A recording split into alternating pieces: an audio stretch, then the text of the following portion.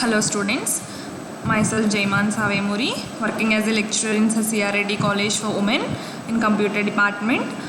In this video, we are going to learn about the Unit 4 Business Data Management Concepts, Data Warehousing and Kinds of Architecture. Coming to the introduction part of this video, everyone knows the data is very important for any organization. Okay, oka organization ki data anedi it plays an important role, whether it is an unstructured data or structured data. Ante data anedi structured lo unna unstructured lo unna kani that is very important for an organization. All are of value to an organization. Most of the data is unstructured in nature. Ante data అనేది structured ఫార్మేట్లో ఉంటుంది అని కాదనమాట. Most of కేసెస్లో it is రా data. Okay, this data is highly desperate and is existing in multiple formats. Okay, ఇలా ఉన్న data అనేది desperate అంటే డిఫరెంట్ అనమాట. అంటే ఒక ఆర్గనైజేషన్కి డిఫరెంట్ సోర్సెస్ నుంచి డేటా వస్తే దాన్ని మనం కలెక్ట్ చేసుకుని ఒక స్ట్రక్చర్డ్ ఫార్మేట్లో మనము క్రియేట్ చేసుకుంటాము. Storage of data is a major issue for almost all the organisations. Okay, ఒక ఆర్గనైజేషన్కి ఈ డేటా అనేది it is a very major issue for storing. Suppose for example ఒక కాలేజ్ తీసుకుంటే కనుక ఆ కాలేజ్ యొక్క డేటా అంటే అందులో వర్క్ చేసే స్టాఫ్ కానీ స్టూడెంట్స్ డేటా కానీ ఇలాంటివన్నీ అనమాట. అంటే వాళ్ళు ఫీజు పే చేసే విధానం కానీ వాళ్ళ క్లాసెస్ అటెండ్ అయ్యేది కానీ ఇదంతా డేటా కింద వస్తుంది. ఒక ఆర్గనైజేషన్కి ఈ డేటా స్టోర్ చేయడం అనేది ఒక మెయిన్ ఇష్యూ అనమాట. ఓకే, మనం ఈ యూనిట్లో డేటాని ఎలా స్టోర్ చేసుకుంటాము, ఎలాంటి టైప్ ఆఫ్ డేటాని స్టోర్ చేసుకుంటాము, ఆ డేటాని స్టోర్ చేసుకోవడానికి మనకి కావాల్సిన టెక్నిక్స్ ఏంటి, టెక్నికల్ టర్మ్స్ ఏంటి అనేది మనం నేర్చుకుంటాము. యూజువల్గా ఫైల్ బేస్డ్ సిస్టమ్ అనేది ఉంటుందన్నమాట. అంటే ఒక ఫైల్ బేస్డ్ ఫార్మేట్లో మన డేటాని మనం ఎంటర్ చేసుకుంటాం. దాని తర్వాత databases were used to store the data. Database is nothing but the collection of data లాజికల్గా మనం డేటాని కనుక మనం స్టోర్ చేసుకునే ప్లేస్ని ఏమంటాము అంటే that is called database. Database generally stored and managed data to be used by multiple applications within the organization. ఒక ఆర్గనైజేషన్లో వితిన్ ఆర్గనైజేషన్లో మల్టిపుల్ అప్లికేషన్స్ ద్వారా డేటాని స్టోర్ చేసుకుని దాన్ని మేనేజ్ చేసుకునే కాన్సెప్ట్ని మనం ఏమంటాము అంటే డేటాబేస్ అంటాము. Okay, coming to the data warehouse. Okay, data warehouse has been defined by Laden and Laden as a database with reporting and querying tools that stores current and historical data extracted from various operational systems and consolidated for management, reporting and analysis. Okay, data warehouse ante data warehouse is nothing but a database.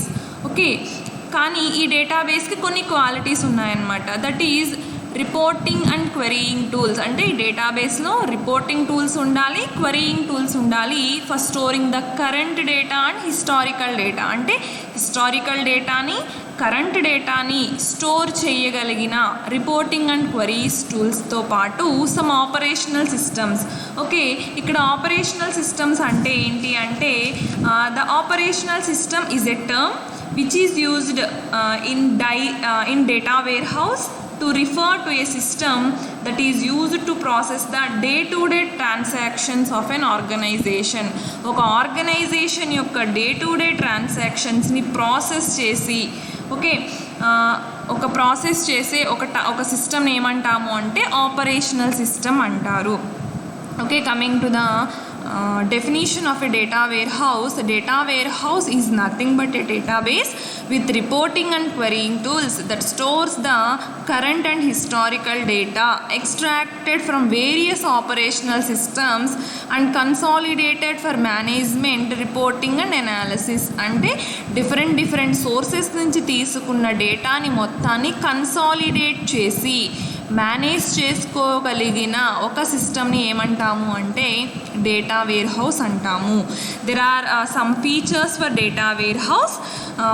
It collects data of subjects and entities like customers, suppliers, competitors, sales. ఒక ఆర్గనైజేషన్ని దృష్టిలో పెట్టుకుని మనం data అని దేన్ని అనగలుగుతాము అంటే like customers కానీ, suppliers కానీ, కాంపిటీటర్స్ కానీ, ఆ ఆర్గనైజేషన్ యొక్క సేల్స్, వీటన్నిటి యొక్క డేటాని కలెక్ట్ చేస్తుంది. The data warehouse combines the data from multiple applications. ఇది మనకి తెలిసిన పాయింట్. డేటా వేర్ హౌస్ అంటే డిఫరెంట్ మల్టిపుల్ అప్లికేషన్స్ నుంచి వచ్చిన డేటాని కంబైన్ చేస్తుంది. The data collected from various applications can be in different formats which would then be cleansed and transformed into a single unified format. Okay, మనం database అంటే ఏం చెప్పుకున్నాము? It stores the data logically. అంటే different formats నుంచి వచ్చిన డేటాని, different applications నుంచి వచ్చిన డేటాని మొత్తాన్ని తీసుకుని దాన్ని క్లీన్ చేసి ట్రాన్స్ఫార్మ్ చేస్తుంది for a single United format అనమాట. అంటే డిఫరెంట్ అప్లికేషన్స్ నుంచి వచ్చిన డేటాని తీసుకుని ఒక సింగిల్ ఫార్మేట్లో, అంటే రా డేటా వస్తుంది, దానిలో అవసరమైన డేటాని ఒక నీట్ ఫార్మేట్లో దాన్ని తీసుకుని స్టోర్ చేస్తుంది. It houses both historical as well as the current data. అంటే డేటా వేర్ హౌస్లో హిస్టారికల్ డేటా ఉంటుంది, కరెంట్ డేటా ఉంటుంది. The data lying in a data warehouse is generally non-volatile in nature. Okay, data వేర్ హౌస్లో ఉన్న డేటా అనేది ఎలా ఉంటుంది అంటే నాన్ వాలటైల్గా ఉంటుంది. The data from the diverse system is copied on hourly, weekly, monthly. The need arises. Okay, ఇక్కడ డివర్స్ సిస్టమ్ అంటే ఏంటి అంటే డిఫరెంట్ సిస్టమ్స్ నుంచి కాపీ అయిన డేటా చేంజెస్ అవుతూ ఉంటాయి అన్నమాట. సపోజ్ ఒక కంపెనీ యొక్క సేల్స్ మనం తీసుకున్నట్టయితే కనుక అవర్లీ, వీక్లీ, మంత్లీ చేంజ్ అవుతూ ఉంటాయి. అంటే మన డేటా వేర్ హౌస్ అనేది ఎలా ఉండాలి అంటే అప్డేటెడ్కి ఈజీగా ఉండాలి.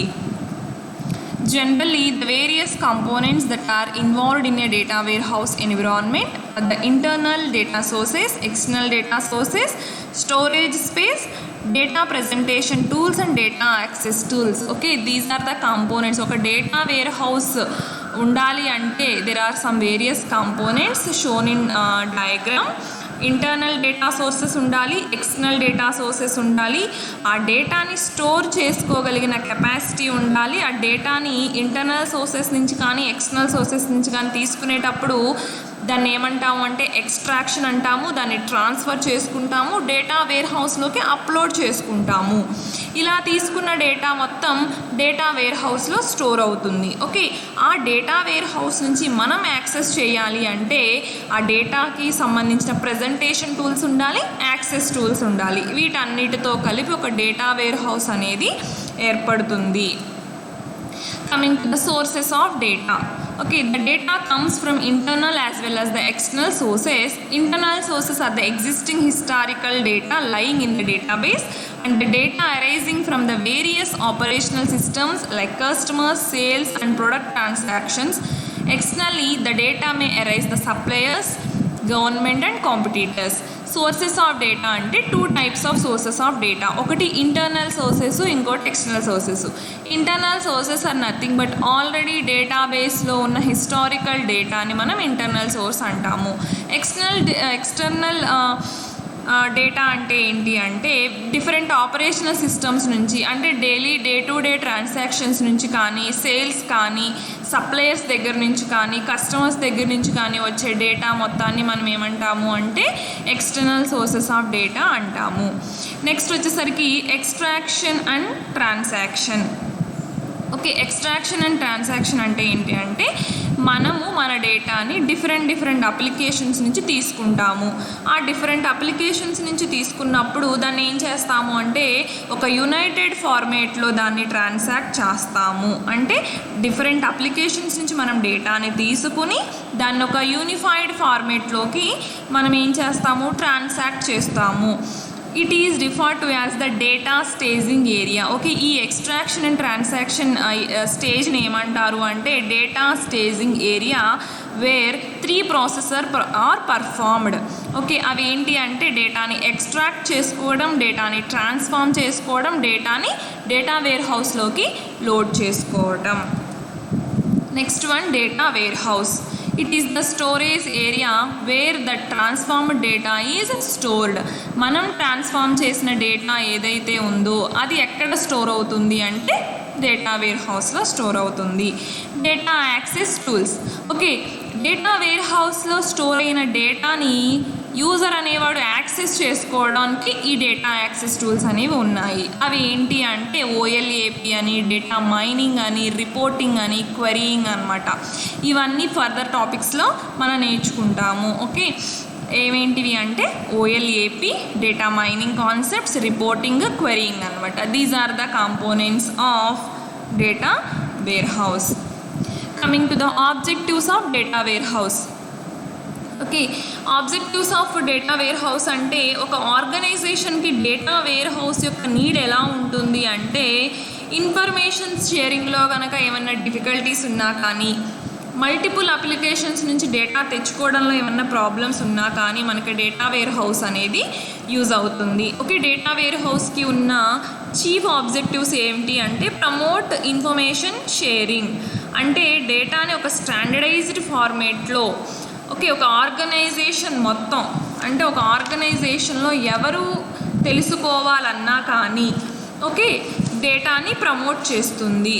Okay, gaining access to this information across the organisations entire gamut of applications become easy. అంటే ఒక పర్ఫెక్ట్ ఫార్మేట్లో డేటాని షేర్ చేయగలుగుతుంది. Establish information credibility. ఓకే, అంటే ఏంటి అంటే డేటా వేర్ హౌస్లో ఏదో నార్మల్ డేటాని స్టోర్ చేయడం కాదు, డేటా వేర్ హౌస్లో ఉన్న డేటా అనేది విత్ హై క్వాలిటీ స్టాండర్డైజ్డ్గా కరెక్ట్ ఫార్మేట్లో ఉండేలాగా డేటా వేర్ హౌస్ అనేది స్టోర్ చేస్తుంది. Improve information accessibility. అంటే మనం డేటాని యాక్సెస్ చేసుకోవాలి అంటే అది ఇట్ కెన్ బి ఈజీ అనమాట. అంటే సింపుల్ ఈజీ టూల్స్ యూస్ చేసుకుని ఆ డేటాని మనం యాక్సెస్ చేసుకోవచ్చు. యూజర్స్ అయినా యాక్సెస్ చేసుకోవచ్చు, డెవలపర్స్ అయినా యాక్సెస్ చేసుకోవచ్చు. Data flexibility.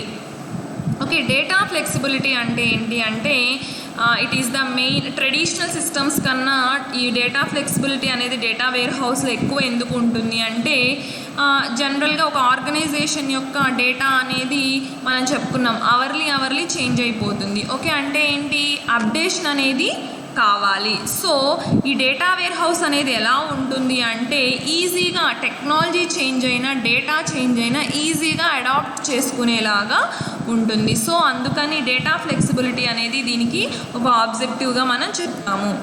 Improve decision making.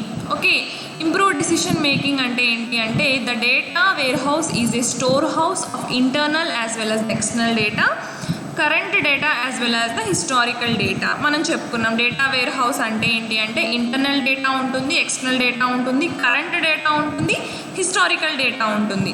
ఇది ఏం చేస్తుంది అంటే ఇందులో స్టోర్ చేసిన డేటా కనుక మనం తీసుకుంటే మన డెసిషన్ మేకింగ్ అనేది ఈజీగా ఉంటుంది. కన్ఫ్యూషన్ లేకుండా ఒక కరెక్ట్ ఫార్మేట్లో నీట్గా ఉన్న డేటా మనకి వస్తుంది. Enhanced data security. ఓకే, ఈ డేటా మొత్తాన్ని ఒక సెంట్రలైజ్డ్ ప్లేస్లో మనం స్టోర్ చేస్తాం కాబట్టి ఇది ఏం చేస్తుంది అంటే డేటా ఎవరు తీసుకుంటున్నారు, ఎవరు డేటాని డేటా వేర్ హౌస్లో స్టోర్ చేస్తున్నారు అనే దాని మీద కంట్రోల్ ఉంటుంది. కాబట్టి the data is very secured in data warehouse. Coming to the advantages of data warehouse. A data warehouse creates a common data model for all data, acts irrespective of the source from where the data has been collected. Okay, ఇందులో ఏంటి అంటే మన డేటాని ఎక్కడి నుంచి collect చేసినా అంటే different application నుంచి కలెక్ట్ చేసినా ఒక సింగిల్ యునైటెడ్ ఫార్మేట్లో డేటా స్టోర్ చేస్తుంది. కాబట్టి డేటా అనేది కామన్గా స్టోర్ అవుతుంది. In a data warehouse the errors in the source data are identified and the same are cleansed. Okay, మనం డేటా వేర్ హౌస్లో ఏ డేటాను పడితే ఆ డేటాను మనం స్టోర్ చేయలేము. ఒక క్లెన్స్డ్ ఫార్మేట్లో క్లియర్గా నీట్గా క్రెడిబిలిటీ స్టాండర్డ్స్ని రీచ్ అయ్యేలాగా ఉండే డేటాని మాత్రమే మనం స్టోర్ చేసుకుంటాము. ఓకే, మనం ఎప్పుడైతే డేటాని ఎక్స్ట్రాక్ట్ చేసామో అది ట్రాన్స్ఫర్మేషన్ ఫేజ్లో క్లెన్సింగ్ జరుగుతుంది. అంటే ఒక క్లియర్ ఏమైనా మిస్టేక్స్ ఉన్నా కానీ ఏమైనా ఎర్రర్స్ ఉన్నా కానీ అక్కడ వాటిని మోడిఫై చేసుకుంటాము. Data warehouse ensure a fast retrieval of data without slowing down main systems as they are separate from the operational system. Okay, data warehouse అనేది ఏం చేస్తుందంటే మనం డేటాని రిట్రీవ్ చేసుకునేది కూడా చాలా ఫాస్ట్గా జరుగుతుంది. అంటే ఏంటి, డిఫరెంట్ ఆపరేషనల్ సిస్టమ్స్ నుంచి డే టు డే ట్రాన్సాక్షన్ నుంచి డేటాని మనం అప్లోడ్ చేస్తూనే ఉంటాము. యాజ్ వెల్ యాజ్ మనం రిట్రీవ్ చేసుకోవడానికి ఎక్కడ దేనికి డిస్టర్బెన్సెస్ లేకుండా మనకి కావాల్సినప్పుడు మనకు కావాల్సిన డేటాని మనం తీసుకోవచ్చు. Data warehouse help the company store the historical and the current data in one place. Okay, ఒక ఆర్గనైజేషన్ ఇది ఏం చేస్తుంది అంటే హిస్టారికల్ డేటాని కరెంట్ డేటాని ఒకే ప్లేస్లో స్టోర్ చేస్తుంది. Okay, coming to the main concept of this video, data warehouse architecture. Okay, జనరల్గా ఆర్కిటెక్చర్ అంటే ఏంటి అంటే it is an art and the science of the designing. Data warehouse architecture refers to the design in which the various components of the data warehouse are arranged. Okay, మనం చెప్పుకున్నాము ఒక data wear house కనుక ఏర్పడాలి అంటే we need different types of components. Data అని, source data అని, లేకపోతే data wear house అని, ఎక్స్ట్రాక్షను, ట్రాన్స్ఫర్మేషను, క్లెన్సింగ్ ఫేజ్ అని. ఓకే, ఈ కాంపోనెంట్స్ అన్నిటినీ ఎలా అరేంజ్ చేసాము అని చెప్పేదే డేటా వేర్ హౌస్ ఆర్కిటెక్చర్ అనమాట. ఓకే, ఇందులో ఏమవుతుంది అంటే డేటా యాక్సెస్ చేసుకోవడము, రిట్రీవ్ చేసుకోవడం అనేది సింపుల్గా జరుగుతుంది.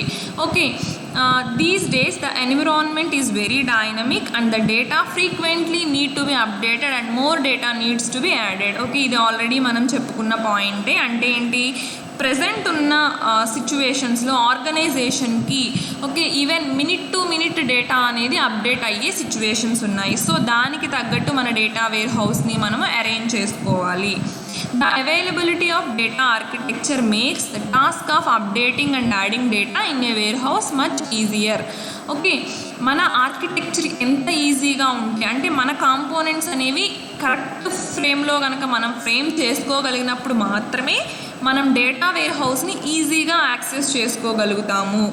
The data warehouse architecture can be classified into different types. అంటే డేటా వేర్ హౌస్ ఆర్కిటెక్చర్లో డిఫరెంట్ టైప్స్ ఉన్నాయి. Single layer, 2 layer and 3 layer. Okay, coming to the single layer architecture. Single layer ఆర్కిటెక్చర్లో only ఒక layer మాత్రమే ఉంటుంది. అంటే source layer, మన data wear house layer ఒకే సిస్టంలో ఉంటాయి. Single layer architecture has got only the source layer and makes no distinction between the source layer and the data warehouse layer. అంటే ఒక సిస్టంలోనే డేటా ఇవ్వడం అక్కడే ఉంటుంది, డేటాని స్టోర్ చేయడం కూడా అక్కడే ఉంటుంది, రిట్రీవ్ చేసుకోవడం కూడా సేమ్ సిస్టంలోనే ఉంటుంది. ఎగ్జాంపుల్ ఎలా అంటే మన పర్సనల్ కంప్యూటర్లో మనమే డేటా ఇచ్చుకుంటాము, అక్కడే మనమే సోర్స్, మనం డేటాను అక్కడే యాక్సెస్ చేసుకుంటాము, కావాలంటే అక్కడి నుంచే డేటాను తీసుకుంటాం అనమాట. Okay, this is the simple example. Coming to organisational బేస్లో కనుక మనం సింగిల్ టైర్ ఆర్కిటెక్చర్ గురించి చెప్పుకోవాలి అంటే హాస్పిటల్ మెడికల్ స్టోర్ అనమాట. ఈ హాస్పిటల్ మెడికల్ స్టోర్ ఏమవుతుంది, డైలీ బేసిస్ని బేస్ చేసుకుని ఇప్పుడు డైలీ ఒక 1 డేలో ఎన్ని మెడిసిన్స్ వాళ్ళకి సేల్ అయినాయో చూసుకుని దాన్ని బట్టి మళ్ళీ చేస్తారనమాట. అంటే హాస్పిటల్ మెడికల్ స్టోర్ అనేది సింగిల్ లేయర్డ్ ఆర్కిటెక్చర్కి ఒక బెస్ట్ ఎగ్జాంపుల్ అనమాట. అంటే అందులో ఇప్పుడు ఈ అవర్లో ఒక 10 పేషెంట్స్ వచ్చి మెడిసిన్స్ తీసుకుంటారు. అంటే డే మొత్తం మీద జరుగుతుంది. అంటే డైలీ అవర్లీ చేంజ్ అవుతుంది కదా. అంటే వాళ్ళ దగ్గర ఉన్న సిస్టంలో దాన్ని ఎంటర్ చేసుకుంటారు, దానికి తగ్గట్టు ట్రాన్సాక్షన్స్ చేసుకుంటారు అనమాట. Okay, coming to the 2 layer architecture. Okay, 2 layer architecture అంటే the name itself says 2 layer. అంటే ఇక్కడ సోర్స్ లేయరు, మనకి డేటా వేర్ హౌస్ లేయర్ అనేవి విడివిడిగా డిఫరెంట్ సిస్టమ్స్లో ఉంటాయి. సింగిల్ లేయర్ అంటే ఏంటి, ఒక సిస్టంలోనే సోర్స్ లేయర్ ఉంటుంది, వేర్ హౌస్ లేయర్ ఉంటుంది. 2 లేయర్ ఆర్కిటెక్చర్లో ఏంటంటే 2 డిఫరెంట్ ప్లేసెస్లో మనకి source layer, data warehouse layer అనేవి ఉంటాయి. The source layer is entrusted with task of collecting data from various applications and source layer ఏం చేస్తుందంటే మెయిన్గా డిఫరెంట్ అప్లికేషన్స్ నుంచి డిఫరెంట్ సోర్సెస్ నుంచి మనకి డేటాని కలెక్ట్ చేస్తుంది. ఓకే, డేటా అనేది డిఫరెంట్గా ఉండడం వల్ల దాన్ని ఏం చేస్తామంటే ఫస్ట్ ఎక్స్ట్రాక్ట్ చేసుకుంటాము, తర్వాత దాన్ని మనకి కావలసిన క్లియర్ ఫార్మేట్లో ట్రాన్స్ఫార్మ్ చేసుకుంటాము, తర్వాత దాన్ని లోడ్ చేసుకుంటాము. ఇదంతా సోర్స్ లేయర్లోనే జరుగుతుంది. The second layer is the data warehouse layer where the transformed uniform and standardised data is stored. Source లేయర్లో మనం ఏం చెప్పుకున్నాము, మనం తీసుకున్న డిఫరెంట్ సోర్సెస్ నుంచి తీసుకున్న డేటాని ఒక కరెక్ట్ ఫార్మేట్లో మనము క్లియర్ చేసి పెట్టుకుంటాము. సెకండ్ లేయర్లో ఏం జరుగుతుంది అంటే మనం ట్రాన్స్ఫార్మ్ చేసిన యూనిఫామ్డ్గా ఉన్న ఒక స్టాండర్డైజ్డ్లో ఉన్న డేటాని మనం డేటా వేర్ హౌస్ లేయర్లోకి మనము అప్లోడ్ చేసుకుంటాము. Okay, this is the diagram for 2-layer data warehouse architecture. Okay, ఈ డేటా వేర్ హౌస్ ఆర్కిటెక్చర్లో మనము చెప్పుకున్నట్టు different OLAP techniques, reporting tools use చేసుకుంటాము. అంటే మన డేటా రిక్వైర్డ్ ఫామ్లో ఉందా లేదా అనే దానికోసం ఇవన్నీ యూస్ చేసుకుంటాము. మీరు డయాగ్రామ్ చూసినట్టయితే there are 2 layers, source layer and data warehouse layer. Source లేయర్కి డిఫరెంట్ డేటా సోర్సెస్ నుంచి డేటా వస్తుంది. డేటా వేర్ హౌస్ నుంచి రిపోర్టింగ్ టూల్స్, OLAP టూల్స్ తీసుకుని మనం డేటాని ఎనలైజ్ చేసుకుంటాము. Coming to the 3-layer architecture.